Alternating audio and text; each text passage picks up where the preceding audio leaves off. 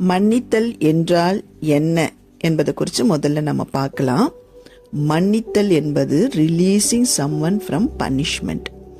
ஒருவரை தண்டனையிலிருந்து விடுவிப்பதற்கு பேரு தான் மன்னித்தல். அப்போ நமக்குள்ள என்ன எண்ணம் வருதுன்னா, என்னை துக்கப்படுத்தினவனை, என்னை காயப்படுத்தினவர்களை, எனக்கு அநீதி பண்ணவர்களை, என்னை துன்புறுத்தினவர்களை, என்னை ஏமாத்தினவங்களை, இல்லை அவங்கள போய் நான் எப்படி தண்டனையிலிருந்து விடுவிக்க முடியும், அவங்க தண்டனைக்கு பாத்திரர் தானே அப்படின்னு நமக்கு தோணலாம் இல்லையா? ஆனால் அந்த மன்னிப்பு என்பது இயேசு சொல்றாரு, பிதாவே இவர்களுக்கு மன்னியும், தாங்கள் செய்கிறது இன்னதென்று அறியாமல் செய்கிறார்கள் என்று சொல்றார். ஆகவே இந்த மன்னிப்பு என்பது அவர்களை தண்டிச்சிடாதீங்க, அவங்க தெரியாம பண்றாங்க அப்படின்ற அந்த பார்வையில நாம பார்க்கும்பொழுது நாம இந்த மன்னித்தலை குறித்த பல விஷயங்களை நம்ம கற்றுக்கொள்ளலாம். சரி, இப்போ நம்ம ஏன் மன்னிக்கணும் அப்படின்றது நமக்கு தெரியணும். கிறிஸ்தவர்களாகிய நாம ஏன் மன்னிக்கணும், மன்னிப்பை ஏன் நம்ம ரொம்ப பெருசா பேசுறோம் அப்படின்றத நாம தெளிவா நாம புரிஞ்சுக்கணும். ஓகே, அப்போ மன்னிப்பு என்பது முதல்ல நமக்கு தெரிய வேண்டியது எபேசியர் 4:32 சொல்லுது, கிறிஸ்துவுக்குள் தேவன் உங்களுக்கு மன்னித்தது போல நீங்களும் ஒருவருக்கொருவர் மன்னியுங்கள் அப்படின்னு சொல்லுது. நீங்களும் ஒருவருக்கொருவர் மன்னியுங்கள். அப்ப தேவன் நம்மை செய்ய சொல்ற ஒரு விஷயம் அது. அப்ப அது ஒரு கட்டளை இல்லையா? அப்போ இன்னொரு வசனம் நம்ம லேவியராகத்துல வாசிக்கும் போது ஒருவருக்கு ஒரு பழி வாங்காதிருங்கள் அப்படின்னு வசனம் சொல்லுது. அப்போ தேவன் என்ன சொல்றாரு அப்படின்னா, இது ஒரு கட்டளை. ஒருவருக்கொருவர் மன்னியுங்கள் என்பது கட்டளை. கட்டளைன்னா என்ன?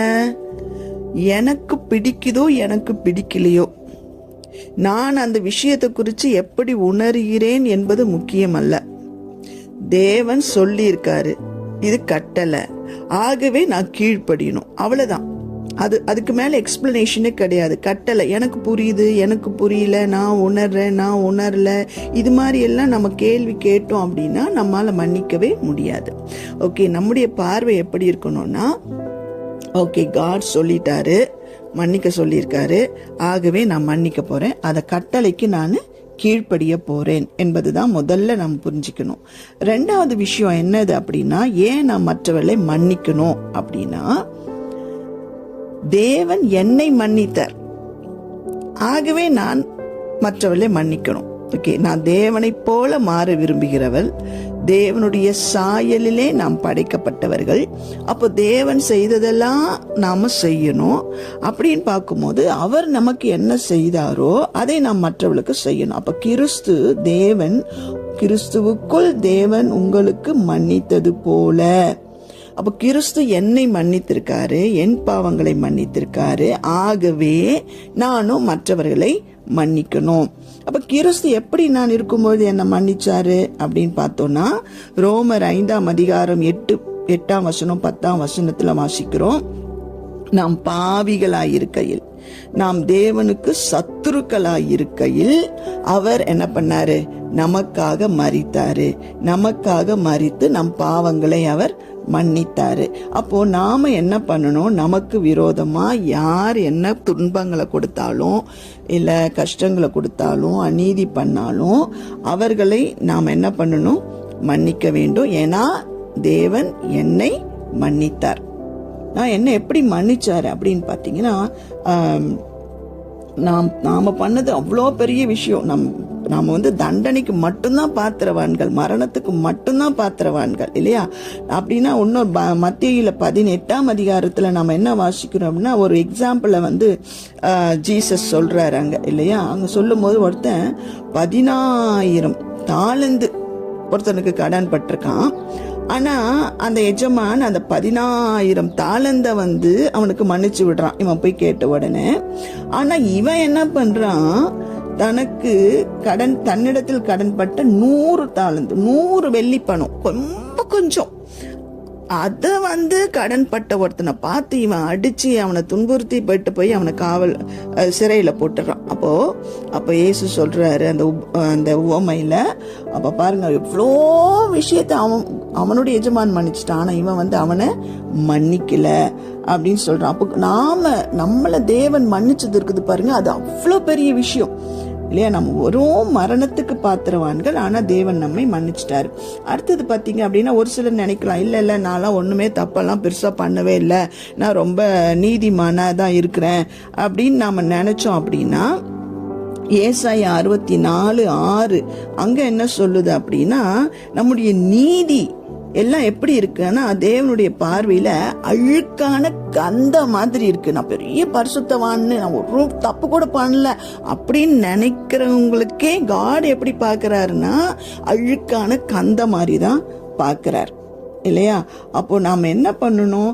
அவ்வளோ பெரிய பாவி, நான் எவ்வளோ தப்பு பண்ணியிருக்கேன், ஆண்டவர் என்ன மன்னிச்சிருக்காரு, ஆகவே நான் என்ன பண்ண போறேன், மற்றவர்களை நான் மன்னிக்க போறேன் என்கிற ஒரு உணர்வோட நாம செயல்பட வேண்டும்.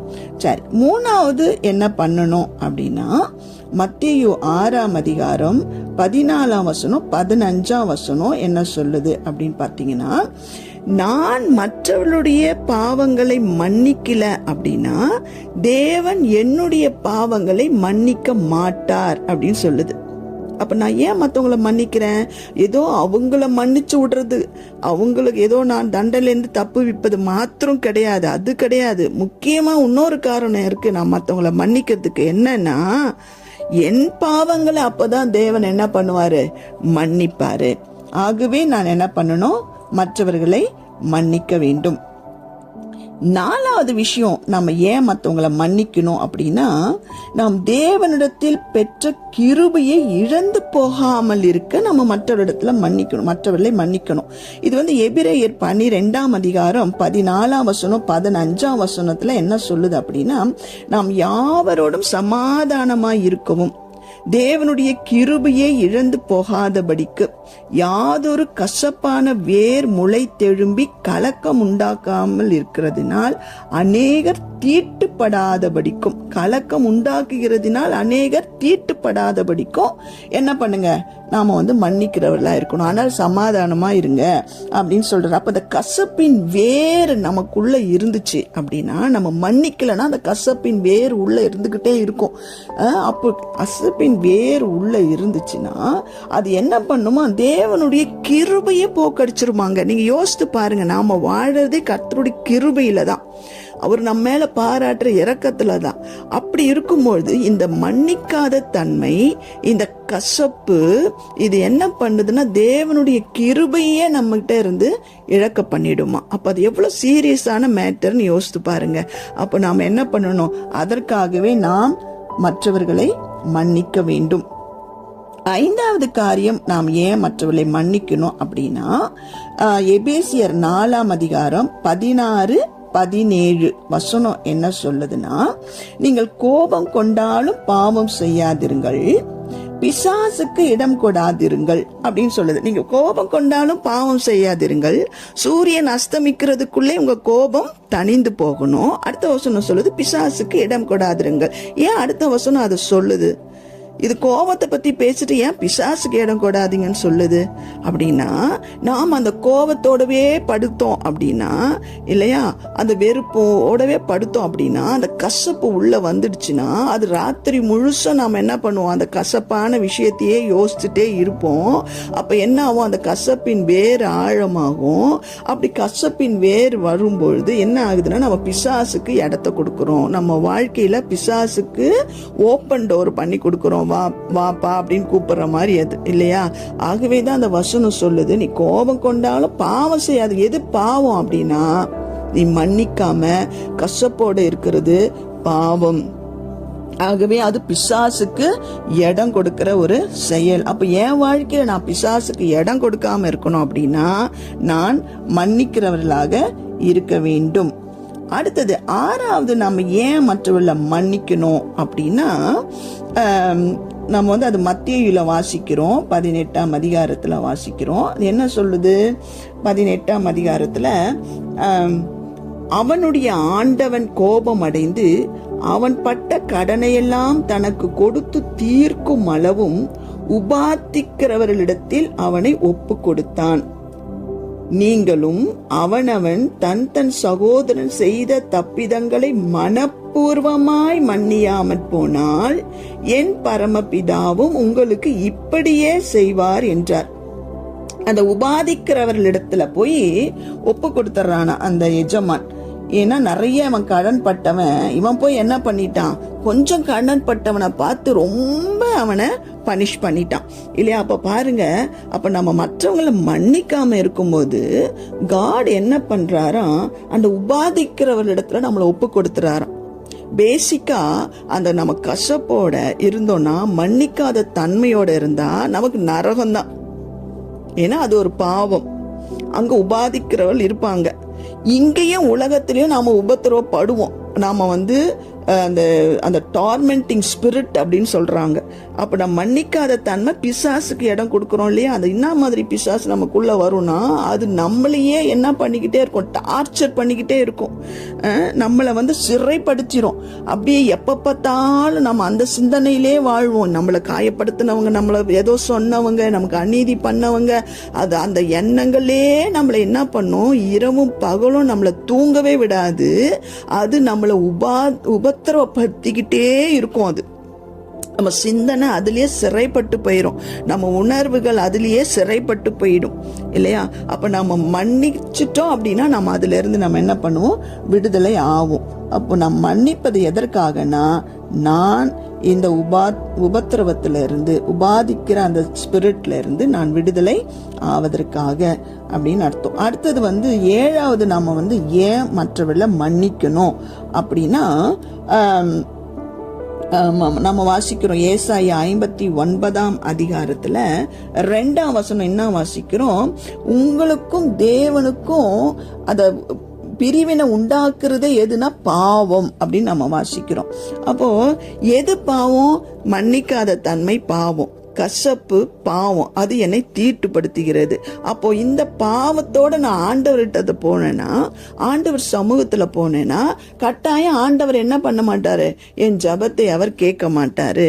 இந்த பாவம் தான் என்னையும் தேவனையும் பிரிக்கிறது இல்ல. ஆதாம் ஏவாள் பாவம் செஞ்ச உடனே முதல்ல நடந்த விஷயம் என்னதுன்னா, அவர்கள் இருவரும் தாங்கள் நிர்வாணிகள் என்று அறிந்து தேவனுடைய சத்தத்தை, தோட்டத்தில் உலாவுகிற தேவனுடைய சத்தத்தை கேட்டு தாங்கள் நிர்வாணிகள் என்று பயந்து என்ன பண்ணாங்க, போயிட்டு அவர்கள் ஒளிந்து கொண்டார்கள் அப்படின்னு நம்ம வாசிக்கிறோம். அப்ப அவங்க போய் விருட்சங்களுக்குள்ள ஒளிஞ்சுக்கிறாங்க. ஏன்னா கடவுள் இத்தனை நாள் ஓடி போய் பார்த்தவங்க, பேசினவங்க, பழகினவங்க, அந்த பாவம் உள்ள வந்த உடனே, கீழ்ப்படியாமை வந்த உடனே ஓடி போய் ஒளிஞ்சுக்கிறாங்க. அங்க தேவனுக்கும் அவர்களுக்கும் ஒரு பெரிய அந்த உறவிலே ஒரு பிரிவினை வந்து விட்டது.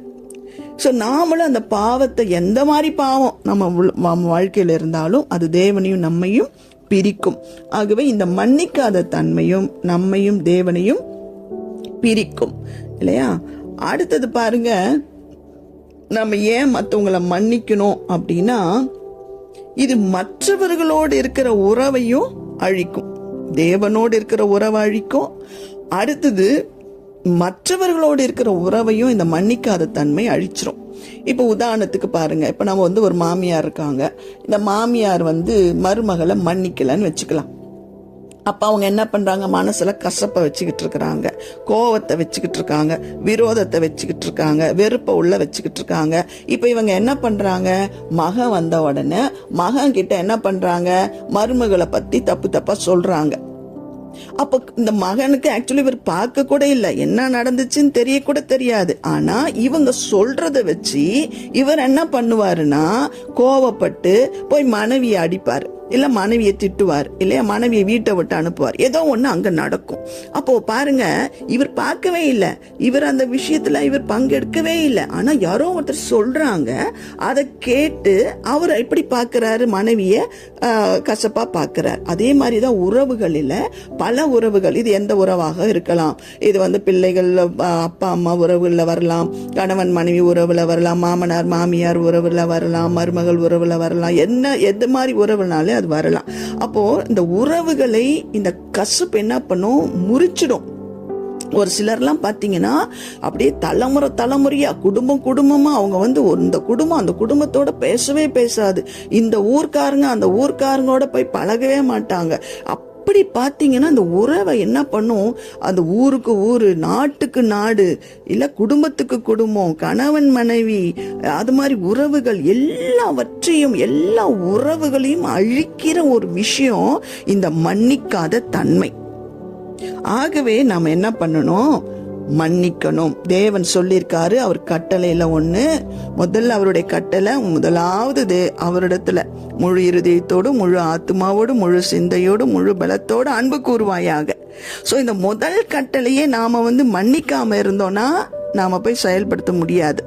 ரெண்டாவது கட்டளை என்ன சொல்லுது, உன்னை போல பிறனை நேசின்னு சொல்லுது.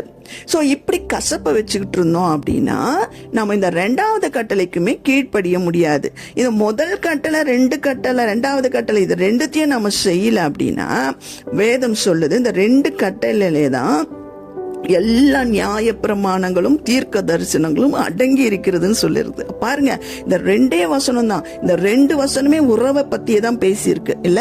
அப்ப பாருங்க, நம்ம மற்றவர்களோடு இருக்கிற உறவுக்கு தேவன் அதிக முக்கியத்துவம் கொடுக்கிறாரு. நாம் ஏன் மன்னிக்க வேண்டும் என்றால் மற்றவரிடத்துல உறவை நாம சீர்படுத்துவதற்காக. அடுத்தது 9வது விஷயம், நம்ம ஏன் மற்றவர்களை மன்னிக்க வேண்டும் என்றா, நம்ம மன்னிக்கலன்னா என்ன ஆகும், நம்ம உள்ளவே கசப்பு வச்சு அதையே நம்ம யோசிச்சுக்கிட்டே இருக்கும்பொழுது அது நம்ம மனதை பாதிக்கும்.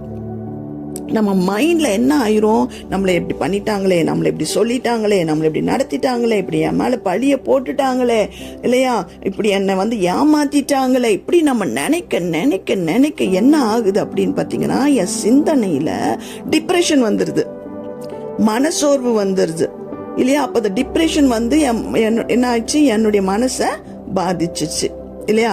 அப்ப என் மனசு பாதிக்க உடனே ஆட்டோமேட்டிக்கா என்ன ஆகும் அப்படின்னா என் சரீரமும் பாதிக்கப்படும். அடுத்தது என் சரீரத்துல இப்ப நிறைய வியாதிகளுக்கு காரணம் என்ன அப்படின்னு பாத்தீங்கன்னா, ஒரு காரணம் எல்லாரும் என்ன சொல்றாங்க அப்படின்னா ஸ்ட்ரெஸ், இல்லைன்னா இது மாதிரி கோபம், இது மாதிரி மன அழுத்தம், இதெல்லாம் தான் நமக்கு சரீரத்துல ஏற்படுகிற பல வியாதிகளுக்கு காரணம்னு சொல்றாங்க.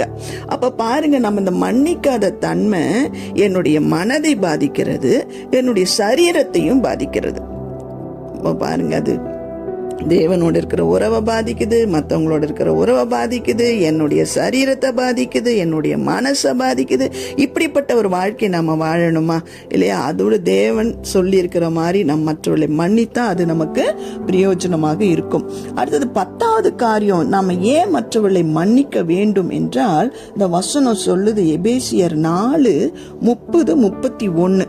அதுல என்ன வாசிக்கிறோம் அப்படின்னா, நீங்கள் மீட்கப்படும் நாளுக்கென்று முத்திரை பெற்று தேவனுடைய பரிசுத்த ஆவியை துக்கப்படுத்தாதீர்கள். சகல விதமான கசப்பும் கோபமும் மூர்க்கமும் கூக்குரலும் தூஷணமும் மற்ற எந்த துர்குணமும் உங்களை விட்டு நீங்க கடவது. இங்க பாருங்க, இந்த நீங்க அப்படியே அந்த வசனங்க தொடர்ச்சியா நீங்க படிச்சுக்கிட்டு வந்தீங்க அப்படின்னா அந்த எபேசியர்ல அது கோபத்தை பத்தி பேசுது, பிசாசுக்கு இடம் கூடாதீங்கன்னு பேசுது. அடுத்தது என்ன வசனம் சொல்லுதுன்னா, நீங்க பரிசுத்த ஆவியை துக்கப்படுத்தாதீங்கன்னு பேசுறாங்க. அடுத்த வசனம் என்ன சொல்லுது அப்படின்னா, இந்த கசப்பெல்லாம் உங்களை விட்டு போகணும்னு சொல்லுது. அடுத்த வசனம் தான் நீங்க ஒருத்தரை மன்னிக்கணும்னு சொல்லுது. அப்ப இந்த கான்டெக்ட்ல நீங்க பாத்தீங்க அப்படின்னா, நாம அந்த மன்னிக்காத தன்மையினுடைய விளைவுகள் என்ன பண்ணுதுன்னா, மெயினா நாம முத்திரையாக பெற்ற பரிசுத்த ஆவியானவரை துக்கப்படுத்துதுங்க. அது எவ்வளவு பெரிய விஷயம் பாருங்க. நாம நினைக்கிறோம் இந்த கசப்பு, இந்த மன்னிக்காத தன்மையெல்லாம் நாம ஒரு பாவமாவே பாக்குறது இல்ல. பாவம்னு பைபிள்ல தெளிவா பேசப்பட்ட இந்த வார்த்தை கசப்பு, வெறுப்பு, கோபம், இதெல்லாம் என்ன பண்ணுதான், பரிசுத்த ஆவியானவரை துக்கப்படுத்துதான் பாருங்க. அப்ப நம்ம எவ்வளவு சீரியஸா இதை எடுக்கணும். பரிசுத்த ஆவியானவர் எனக்குள்ள வாசம் பண்றாரு, நான் தேவனுடைய ஆலயமா இருக்கேன். அப்ப நான் என்ன பண்ணணும், பரிசுத்த ஆவியானவரை துக்கப்படுத்தாம இருக்கணும். அப்படின்றதுக்காகவே நாம் என்ன பண்ணணும், மற்றவர்களை மன்னிக்க வேண்டும். இப்போ இந்த ரியல் கொஸ்டின் என்னன்னா, இதெல்லாம் கேட்கறதுக்கு ரொம்ப நல்லா இருக்கு, படிக்கிறதுக்கு ரொம்ப நல்லா இருக்கு, ஆனா என் மூல அறிவுல கூட நான் மன்னிச்சிடறேன்னு சொல்லி மன்னிச்சிடலாம்.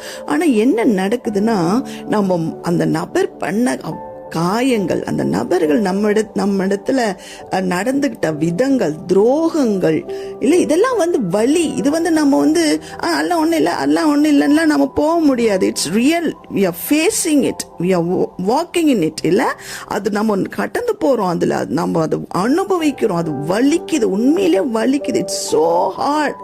இல்லை, அது ஸோ ரியல். அதை நான் இக்னோர் பண்ணவே முடியாது, அந்த அளவுக்கு இருக்காது. அப்படின்ற பட்சத்துல அப்ப அந்த மன்னித்தல் என்பது சுலபமான, அது சுலபம் இல்லை, என்னால அது கட்டாயம் செய்யவே முடியாது. என் சுய பலத்தினால, நம்முடைய சுய பலத்தினால நம்மால இன்னொருத்தரை மன்னிக்க முடியாது. அப்ப நம்ம என்ன பண்ணணும்னா, அதுக்குதான் தேவனை சார்ந்து கொள்ள வேண்டும், தேவனை நாம் பிடித்து கொள்ள வேண்டும். நாம் என்ன பார்க்கணும், இயேசு எப்படி என்னை மன்னித்தாருன்னு தியானம் பண்ணி பார்க்கணும்.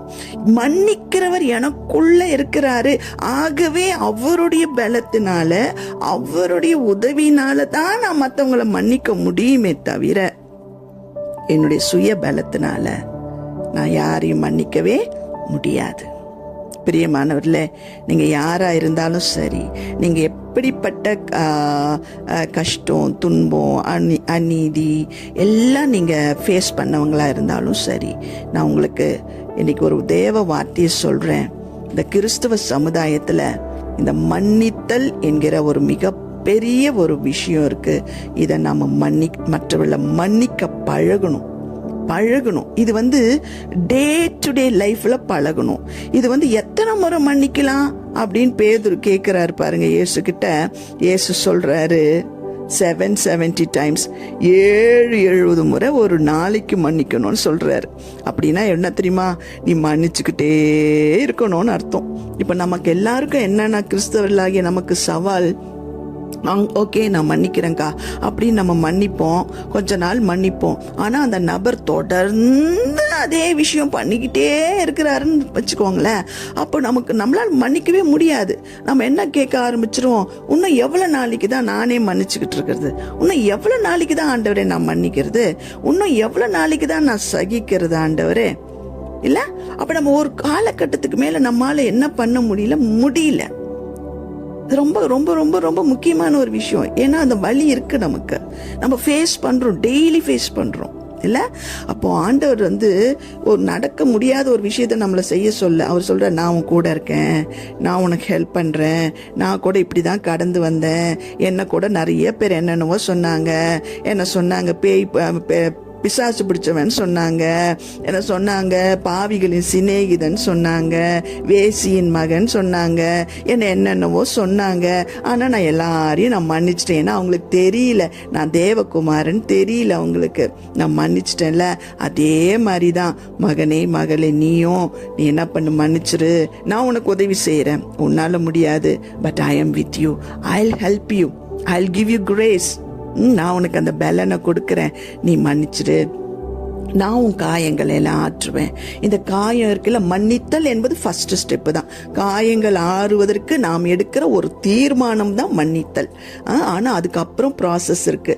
அதுக்கப்புறம் ஆண்டவரை நம்ம அனுமதிக்கணும். அவர் நம்முடைய காயங்களை எல்லாம் ஆற்றணும். அவர் நல்ல சமாரியன். நம்முடைய காயங்களுக்கெல்லாம் அவர் எண்ணெய் போடுவார், அவர் எண்ணெயை ஊற்றி நம்மை ஆற்றுவார். நம்ம வேற யாரும் நம்மளை ஆற்ற முடியாது. நம்முடைய காயத்தை ஆற்றுகிற தெய்வம் அவர் மட்டும்தான். ஆனா அதே நேரத்தில் அவர் நம்மகிட்ட ஒரே ஒரு விஷயம் மட்டும் எதிர்பார்க்கிறாரு, நீ மன்னிக்கிறதுக்கு ரெடியா இருக்கியா, நீ மன்னிக்கிறியா அப்படின்ற கேள்வியை தான் நம்ம இடத்துல அவர் கேட்கிறாரு.